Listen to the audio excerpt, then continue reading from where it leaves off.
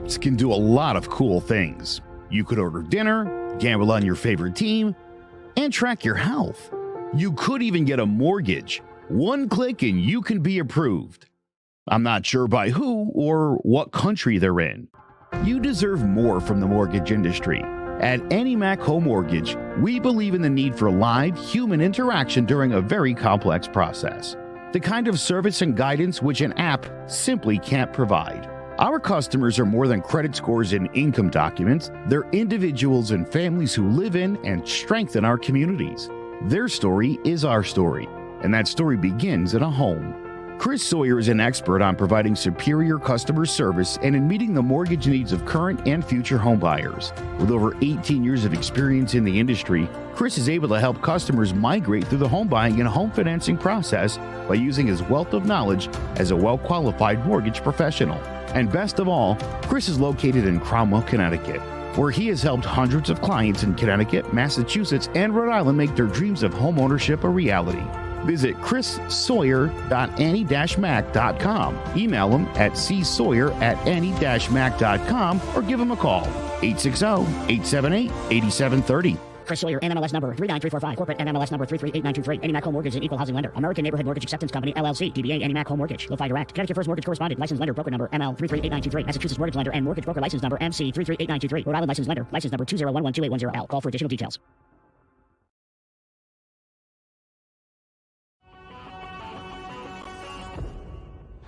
Open, Shepard, all alone. Shepard breaks a tackle and into the end zone. Sterling Shepard.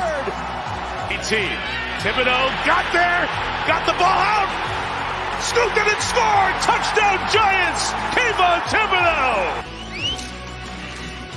Second down, 5. Jones again. Oh, here he goes. He can see the pylon. Touchdown.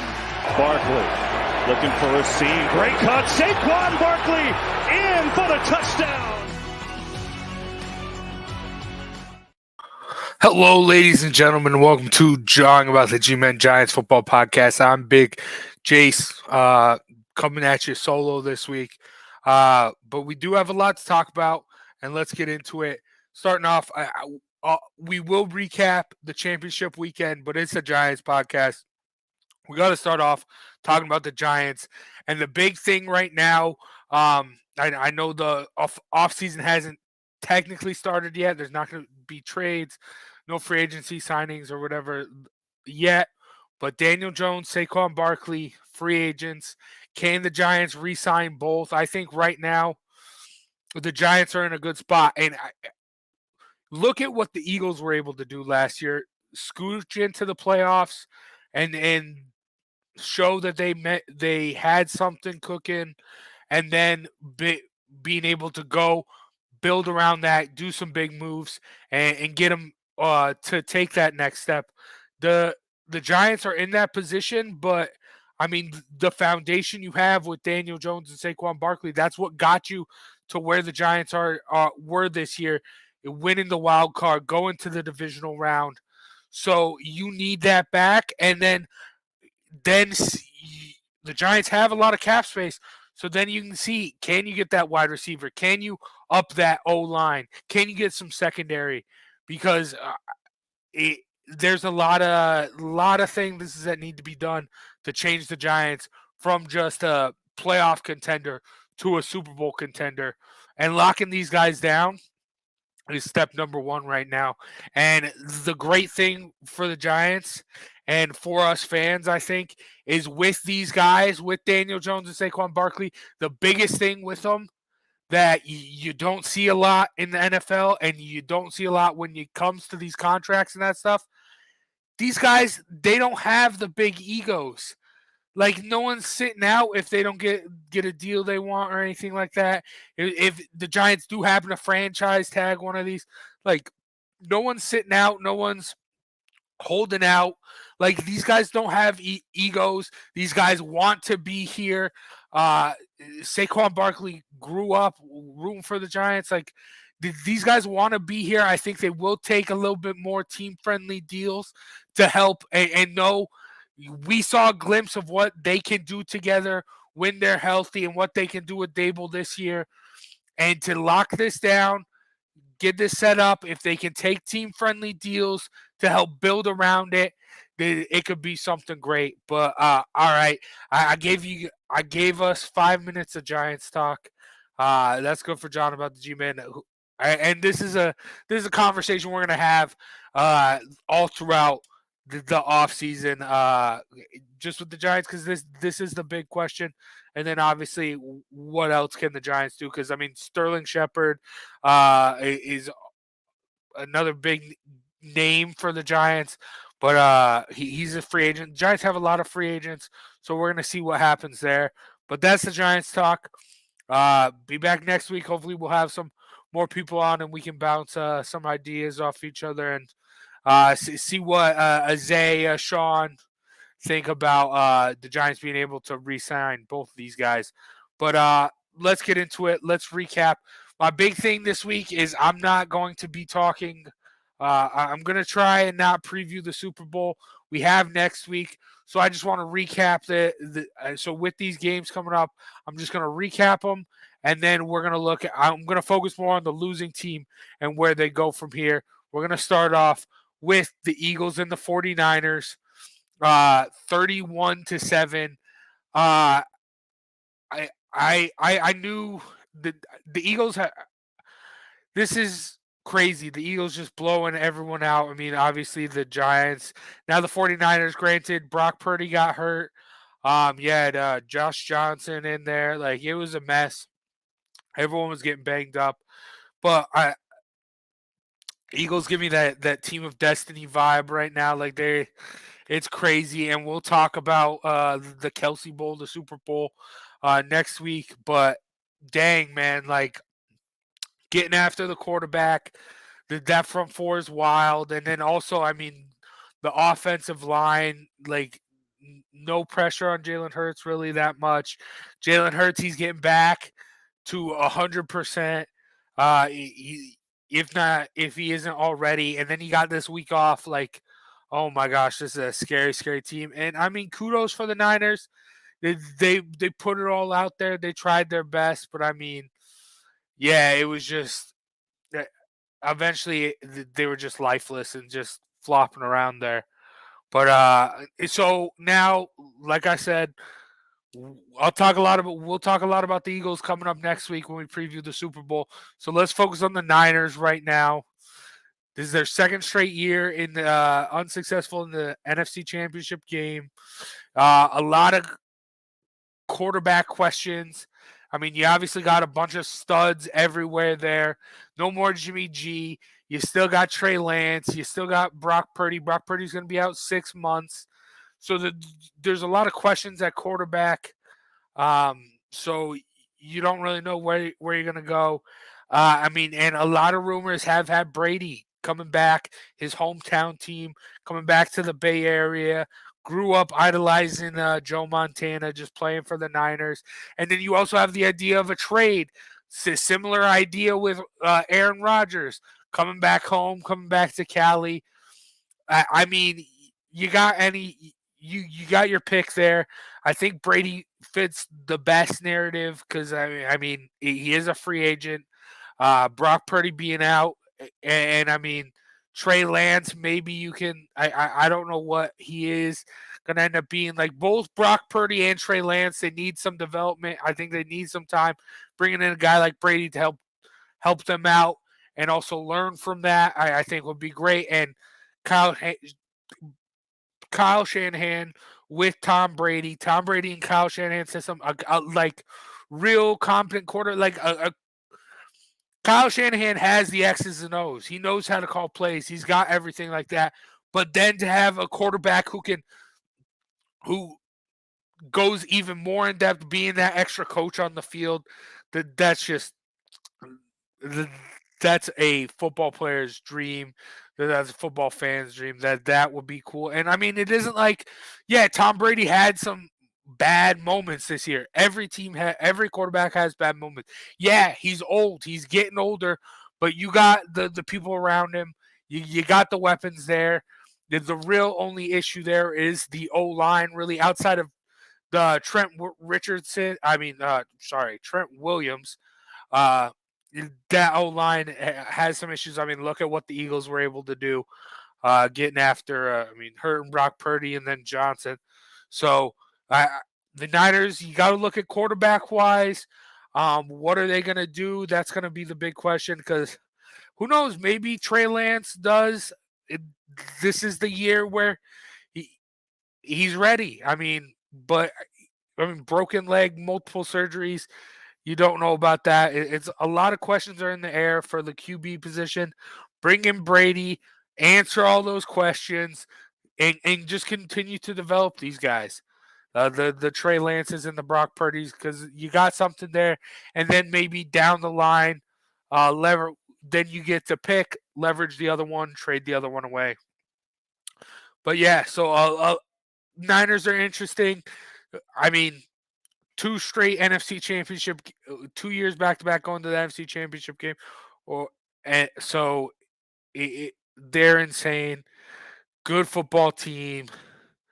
I'd imagine, despite whoever their quarterback is, even if you get like a Derek Carr, re-sign Jimmy G, I think they're going to be one of the favorites to get back to the NFC Championship game again next year.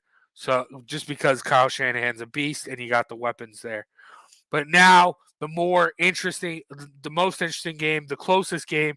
I mean, this was a blowout. Let's talk about the Chiefs beating the Bengals. I know that there's a lot of issues with the refs, and let me talk about that. Because, there were some questionable calls. It's human error. Complain all you want, but these are the same people. That don't want it to just be the computer.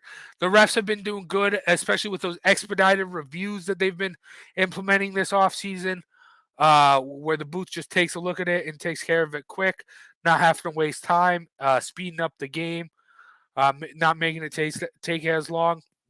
Really, stuff happens. Stuff happens. Holds happen all the time.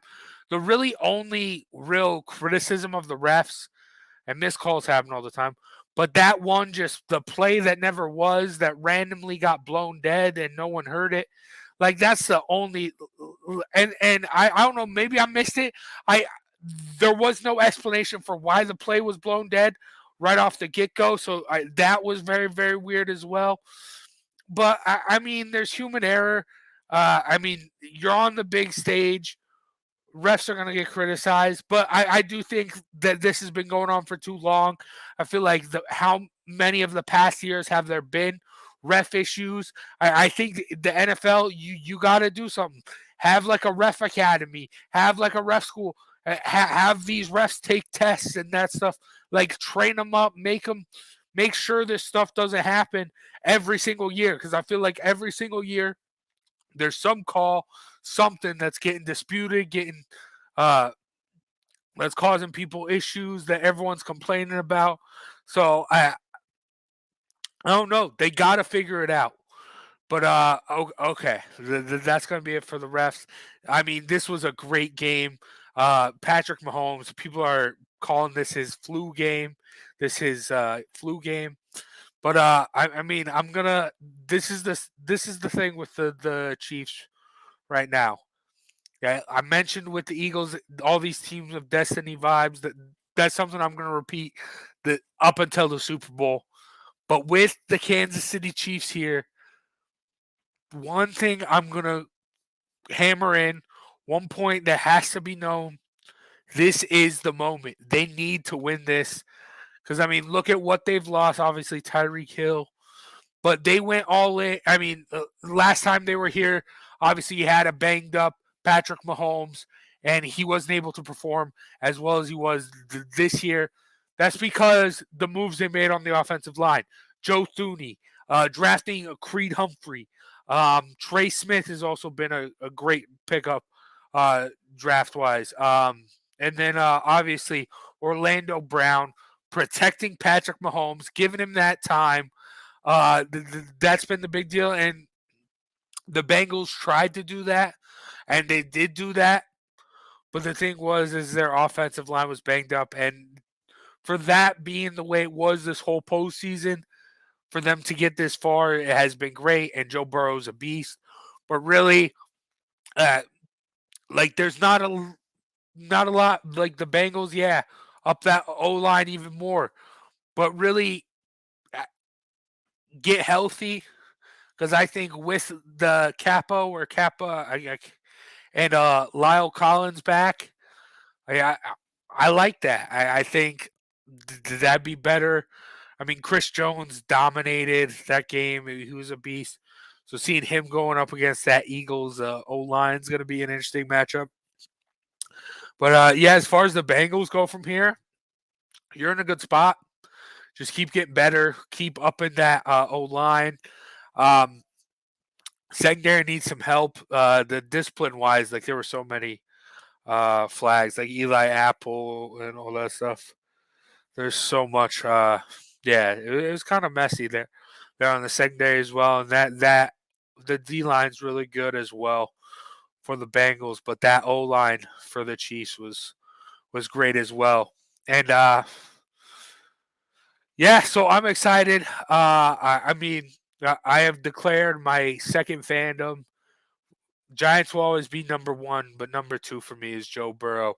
So I'm excited to see what the Bengals can do this offseason to get even better.